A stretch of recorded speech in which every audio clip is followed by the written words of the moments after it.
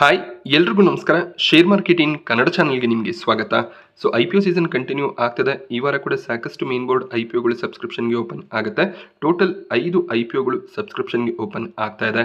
ಅದರಲ್ಲಿ euro Prateek ಸೇಲ್ಸ್ನ IPO ಸಬ್ಸ್ಕ್ರಿಪ್ಷನ್ಗೆ open ಆಗಿದ್ದು ಅದರ ಬಗ್ಗೆ ಡೀಟೇಲ್ ವಿಡಿಯೋನ ಮಾಡಿದ್ದೀನಿ. ಆ ವಿಡಿಯೋ ಲಿಂಕ್ ನಿಮಗೆ ಡಿಸ್ಕ್ರಿಪ್ಷನ್ ಬಾಕ್ಸಲ್ಲಿ ಅವೈಲೇಬಲ್ ಇರುತ್ತೆ. ಹಾಗೆ ಇವತ್ತಿನ ವಿಡಿಯೋನಲ್ಲಿ VMS TMT ಲಿಮಿಟೆಡ್ ಐವ್ಯಾಲ್ಯೂ ಸೊಲ್ಯೂಷನ್ನ ಬಗ್ಗೆ ಕಂಪ್ಲೀಟ್ ಇನ್ಫಾರ್ಮೇಷನ್ ನಾನು ನಿಮಗೆ ಪ್ರೊವೈಡ್ ಮಾಡ್ತೀನಿ. ಮೊದಲನೇದಾಗಿ VMS TMT ಲಿಮಿಟೆಡ್ನ ಬಗ್ಗೆ ತಿಳ್ಕೊಳ್ಳೋದಾದರೆ 2013ರಲ್ಲಿ ಪ್ರಾರಂಭವಾದಂಥ ಕಂಪನಿ. ಇವರು ಮೇಜರ್ ಆಗಿ TMT ಬಾರ್ಸ್ಗಳು ಹಾಗೆ ಬೈಂಡಿಂಗ್ ವಯರ್ಸ್ಗಳನ್ನು ಮ್ಯಾನುಫ್ಯಾಕ್ಚರ್ ಮಾಡುವಂಥ ಕಂಪನಿ ಆಗಿರ್ತಾರೆ. ಸ್ಕ್ರಾಪ್ ಪ್ರಾಡಕ್ಟ್ಸ್ಗಳಲ್ಲಿ ಕೂಡ ಈ ಕಂಪನಿ ಡೀಲ್ ಮಾಡ್ತಾರೆ. ಗುಜರಾತ್ನಲ್ಲಿ ಇವರ ಬಿಸ್ನೆಸ್ ಹೆಚ್ಚಾಗಿ ನೋಡೋದಕ್ಕೆ ಸಿಗುತ್ತೆ. ಅಕ್ಕಪಕ್ಕದ ಸ್ಟೇಟ್ಗಳಿಗೆ ಕೂಡ ಪ್ರಾಡಕ್ಟ್ಸನ್ನು ಸಪ್ಲೈ ಮಾಡ್ತಾರೆ. ಕಂಪನಿಯ ಮ್ಯಾನುಫ್ಯಾಕ್ಚರಿಂಗ್ ಫೆಸಿಲಿಟಿ ಅಹಮದಾಬಾದ್ ಗುಜರಾತ್ನಲ್ಲಿ ನೋಡೋದಕ್ಕೆ ಸಿಗುತ್ತೆ. ಅಲ್ಲಿಂದ ಪ್ರಾಡಕ್ಟ್ ಡಿಸ್ಟ್ರಿಬ್ಯೂಷನನ್ನು ಮಾಡ್ತಾರೆ. ಸೊ ಟೋಟಲ್ 3 ಡಿಸ್ಟ್ರಿಬ್ಯೂಟರ್ಸ್ಗಳು ಕಂಪನಿಯ ಬಳಿಯಲ್ಲಿ ಇದ್ದಾರೆ. 227 ಡೀಲರ್ಸ್ಗಳನ್ನು ಕಂಪನಿ ಹೊಂದಿದೆ. ಆಲ್ರೆಡಿ ಹೇಳಿದ ರೀತಿಯಲ್ಲಿ ಗುಜರಾತ್ ಮತ್ತು ಅಕ್ಕಪಕ್ಕದ ಸ್ಟೇಟ್ಗಳಿಗೆ ಇವರ ಪ್ರಾಡಕ್ಟ್ಸ್ ಸಪ್ಲೈ ಆಗುತ್ತೆ. ಟೋಟಲ್ ಆಗಿ 230 ಪರ್ಮನೆಂಟ್ ಎಂಪ್ಲಾಯೀಸ್ಗಳು ಈ ಕಂಪನಿಯಲ್ಲಿ ಕೆಲಸ ಮಾಡ್ತಾರೆ. ಸಣ್ಣ ಸೈಜ್ನಲ್ಲಿ ಕೆಲಸ ಮಾಡ್ತಿರುವಂಥ ಒಂದು ಕಂಪನಿ ಆಗಿರುತ್ತೆ. VMS TMT IPO ಸೆಪ್ಟೆಂಬರ್ 17 ಬುಧವಾರ ಸಬ್ಸ್ಕ್ರಿಪ್ಷನ್ಗೆ ಓಪನ್ ಆಗುತ್ತೆ. ಸೆಪ್ಟೆಂಬರ್ 19ರವರೆಗೂ ಈ ಒಂದು IPOನಲ್ಲಿ ನೀವು ಅಪ್ಲೈ ಮಾಡ್ಬೋದು. ಫೇಸ್ ವ್ಯಾಲ್ಯೂ ₹10 ಪ್ರತಿ ಶೇರಿಗೆ ನೋಡೋದಕ್ಕೆ ಸಿಗುತ್ತೆ. 94ರ ಲೋವರ್ ಪ್ರೈಸ್ ಬ್ಯಾಂಡ್, 99ರ ಕಟ್ ಆಫ್ ಪ್ರೈಸನ್ನು ಕಂಪನಿ ಸೆಟ್ ಮಾಡಿದ್ದಾರೆ. ಸೊ ರಿಟೇಲ್ ಕ್ಯಾಟಗರಿಯಲ್ಲಿ ಅಪ್ಲೈ ಮಾಡ್ತೀರ ಅಂದಾಗ 99ರ ಕಟ್ ಆಫ್ ಪ್ರೈಸ್ ಏನಿದೆ ಅದೇ ಪ್ರೈಸಲ್ಲಿ ಅಪ್ಲೈ ಮಾಡಬೇಕಾಗುತ್ತೆ. 150 ಶೇರ್ಗಳ ಲಾಟ್ ಆಗಿರುತ್ತೆ. ಅಂದರೆ ಮಿನಿಮಮ್ 150 ಶೇರ್ಸ್ಗೆ ನೀವು ಅಪ್ಲೈ ಮಾಡಬೇಕು. VMS TMT IPO ಲಾಟ್ ಸೈಜನ್ನು ಅಬ್ಸರ್ವ್ ಮಾಡಿದಾಗ ಒಂದು ಲಾಟ್ ಅಂದರೆ 150 ಶೇರ್ಸ್ಗೆ ಅಪ್ಲೈ ಮಾಡೋದಕ್ಕೆ ₹14,850 ಬೇಕಾಗುತ್ತೆ. ಮ್ಯಾಕ್ಸಿಮಮ್ ರಿಟೇಲ್ ಕ್ಯಾಟಗರಿಯಲ್ಲಿ 13 ಲಾಟ್ಸ್ಗೆ ಅಪ್ಲೈ ಮಾಡ್ಬೋದು. 13ಕ್ಕಿಂತ ಹೆಚ್ಚಿನ ಲಾಟ್ಸ್ಗೆ ಅಪ್ಲೈ ಮಾಡ್ತೀರಾ ಅಂದರೆ HNI ಕ್ಯಾಟಗರಿಯಲ್ಲಿ ಅಪ್ಲೈ ಮಾಡಬೇಕಾಗುತ್ತೆ. ಸೊ ರಿಟೇಲ್ ಕ್ಯಾಟಗರಿಯಲ್ಲಿ ಒಂದು ಅಕೌಂಟ್ನಿಂದ ಒಂದು ಲಾಟ್ಗೆ ಅಪ್ಲೈ ಮಾಡಿದ್ರೆ ಸಾಕಾಗುತ್ತೆ. ಇಂಪಾರ್ಟೆಂಟ್ ಡೇಟ್ಸನ್ನು ಅಬ್ಸರ್ವ್ ಮಾಡಿದಾಗ ಅಲಾಟ್ಮೆಂಟ್ ಡೇಟ್ 22 ಸೆಪ್ಟೆಂಬರ್ ಆಗಿರುತ್ತೆ. ಸೊ 23 ಸೆಪ್ಟೆಂಬರ್ಗೆ ಅಲಾಟ್ಮೆಂಟನ್ನು ಎಕ್ಸ್ಪೆಕ್ಟ್ ಮಾಡ್ಬೋದು. ಒಂದು ದಿನದ ಡಿಲೇ ಇದ್ದೇ ಇರುತ್ತೆ. ರೀಫಂಡ್ಸ್ ಕೂಡ 23 ಸೆಪ್ಟೆಂಬರ್ಗೆ ಕ್ರೆಡಿಟ್ ಆಗುತ್ತೆ. ಅಲಾಟ್ಮೆಂಟ್ ಸಿಕ್ಕಿದ್ರೆ ಶೇರ್ಸ್ ಕೂಡ 23 ಸೆಪ್ಟೆಂಬರ್ಗೆ ನಿಮ್ಮ ಅಕೌಂಟಲ್ಲಿ ಕ್ರೆಡಿಟ್ ಆಗುತ್ತೆ. IPO ಲಿಸ್ಟಿಂಗ್ ಡೇಟ್ 24 ಸೆಪ್ಟೆಂಬರ್ ಆಗಿರುತ್ತೆ.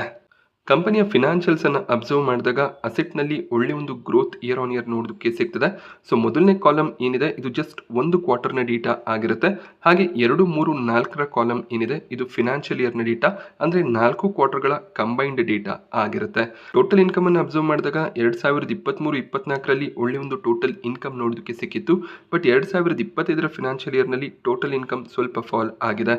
ಬಟ್ ಪ್ರಾಫಿಟ್ಸ್ ಅನ್ನು ಅಬ್ಸರ್ವ್ ಮಾಡಿದಾಗ ಕನ್ಸಿಸ್ಟೆಂಟ್ ಗ್ರೋತ್ ಪ್ರಾಫಿಟ್ನಲ್ಲಿ ನೋಡೋದಕ್ಕೆ ಸಿಗ್ತದೆ.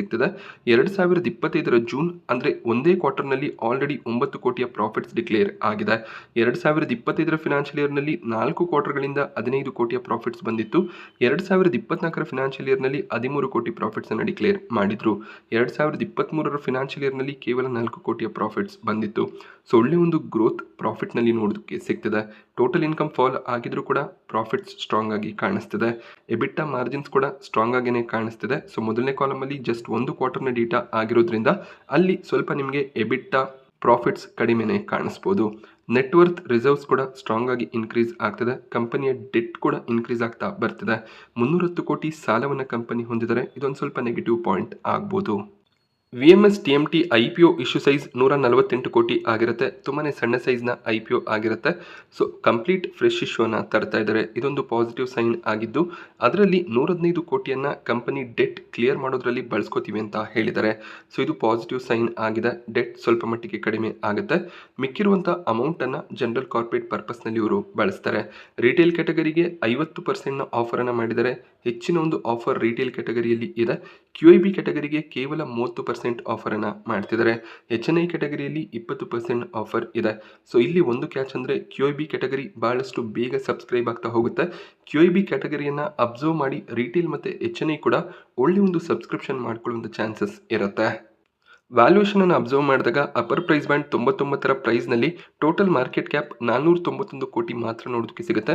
ಒಂದು ಮೈಕ್ರೋ ಕ್ಯಾಪ್ನ ಕಂಪನಿ, ಸಣ್ಣ ಸೈಜ್ನಲ್ಲಿ ಕೆಲಸ ಮಾಡುವಂಥ ಕಂಪನಿ ಆಗಿರುತ್ತೆ.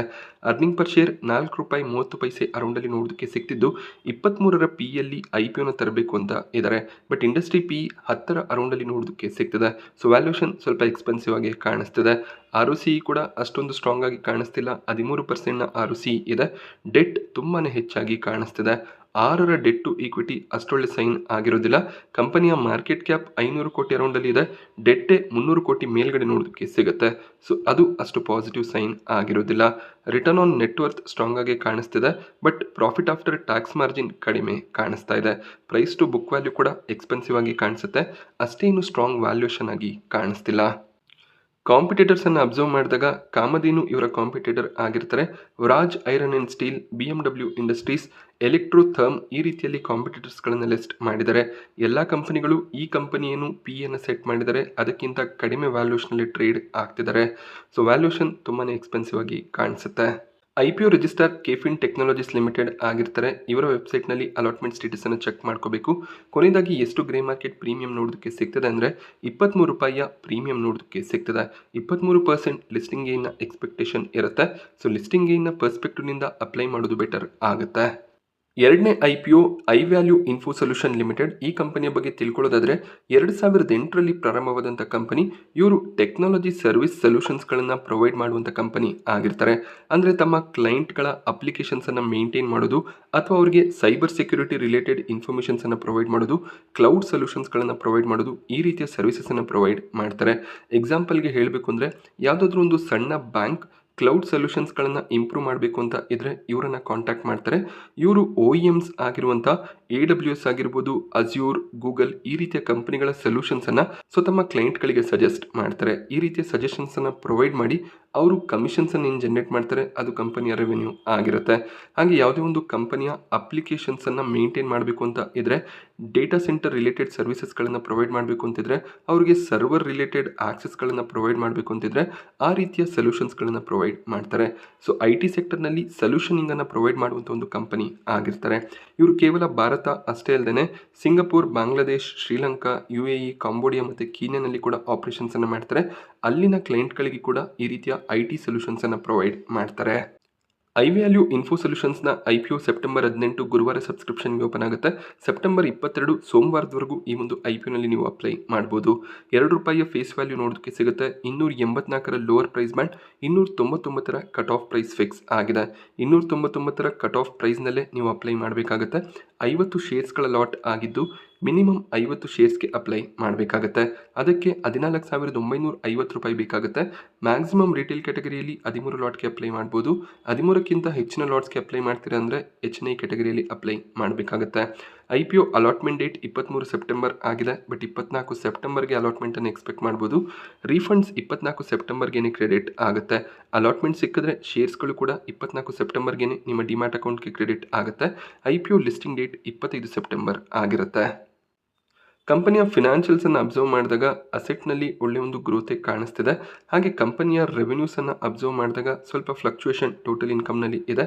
ಪ್ರಾಫಿಟ್ಸ್ ಕನ್ಸಿಸ್ಟೆಂಟ್ ಆಗಿ ಇನ್ಕ್ರೀಸ್ ಆಗಿದೆ. ಅದೇ ರೀತಿಯಲ್ಲಿ ಎಬಿಟಾ, ನೆಟ್ವರ್ತ್, ರಿಸರ್ವ್ಸ್ ಕೂಡ ಕನ್ಸಿಸ್ಟೆಂಟ್ ಆಗಿ ಇನ್ಕ್ರೀಸ್ ಆಗ್ತಾ ಬರ್ತಿದೆ. 42 ಕೋಟಿ ಅರೌಂಡಲ್ಲಿ ಸಾಲವನ್ನು ಕಂಪನಿ ಹೊಂದಿದ್ದಾರೆ. IPO ಇಶ್ಯೂ ಸೈಜ್ 560 ಕೋಟಿ ಆಗಿರುತ್ತೆ. 560 ಕೋಟಿ ಕೂಡ ಆಫರ್ ಫಾರ್ ಸೇಲ್. ಫ್ರೆಶ್ ಆಗಿ ಯಾವುದೇ ರೀತಿಯ ಇಶ್ಯೂವನ್ನು ತರ್ತಿಲ್ಲ. ಅಂದರೆ ಕಂಪನಿಯ ಡೆವಲಪ್ಮೆಂಟ್ನಲ್ಲಿ ಯಾವುದೇ ಒಂದು ಅಮೌಂಟ್ ಹೋಗೋದಿಲ್ಲ. ಯಾರು ಈಗ ಶೇರ್ಸ್ಗಳನ್ನು ಹೋಲ್ಡ್ ಮಾಡ್ತಿದ್ದಾರೆ IPOಗೂ ಮುಂಚೆ, ಅವರು ತಮ್ಮ ಶೇರ್ಸ್ಗಳನ್ನು ಸೆಲ್ ಮಾಡಿ ಅದರಿಂದ ಪ್ರಾಫಿಟ್ಸನ್ನು ಜನರೇಟ್ ಮಾಡ್ತಾರೆ.